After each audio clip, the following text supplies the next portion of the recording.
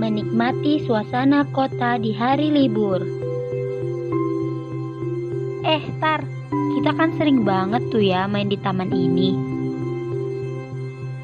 Iya, Ra, emangnya kenapa?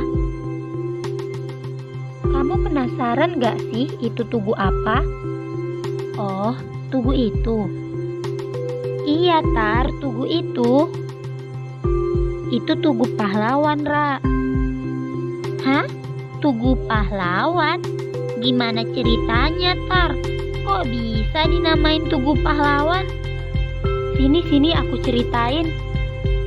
Jadi, tugu itu dibangun untuk memperingati peristiwa penting yang terjadi pada tanggal 10 November 1945 di kota Surabaya ini.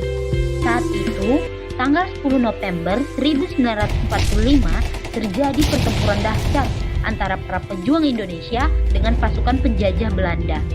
Pertempuran ini merupakan salah satu pertempuran terbesar dalam sejarah Revolusi Nasional Indonesia. Pertempuran ini menjadi salah satu simbol penting perjuangan rakyat Indonesia yang menolak keras aksi kolonialisme. Semua diawali dengan mendaratnya pasukan sekutu di Indonesia setelah Indonesia mendeklarasikan kemerdekaannya pada tanggal 17 Agustus 1945. Kedatangan pasukan sekutu yang berisi pasukan Inggris dan Belanda ialah untuk melucuti tentara Jepang di Indonesia. Namun, ternyata sekutu juga membawa misi lain, yaitu mengembalikan Indonesia kepada administrasi pemerintahan Belanda sebagai negeri jajahan Hindia Belanda. Hal ini kemudian memicu gelombang perlawanan dari para pemuda Indonesia. Klimaksnya adalah insiden perobekan bendera Belanda di atap gedung Hotel Yamato, Surabaya pada tanggal 19 September 1945. Saat itu, para tokoh pemuda Surabaya merobek bagian berwarna biru dari bendera itu, menyisakan warna merah dan putih sebagai simbol penegakan kedaulatan Indonesia dan penolakan terhadap kembalinya pemerintahan Belanda di Indonesia. Peristiwa itu kemudian disusul oleh Presiden Soekarno pada tanggal 29 September untuk meredakan suasana yang memanas.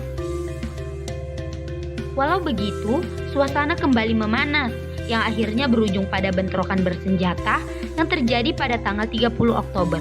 Peristiwa ini menyebabkan tewasnya pemimpin tentara Inggris di Jawa Timur yaitu Brigadir Jenderal Malabi. Peristiwa ini membuat Inggris mengeluarkan sebuah ultimatum agar seluruh rakyat Surabaya menyerahkan semua senjata dan menghentikan perlawanannya sebelum pukul 6 pada tanggal 10 November. Ultimatum ini tidak dihiraukan oleh rakyat Surabaya. Mereka memutuskan untuk terus melakukan perlawanan dan perlawanan ini juga didukung oleh para tokoh pemuda dan tokoh pergerakan saat itu.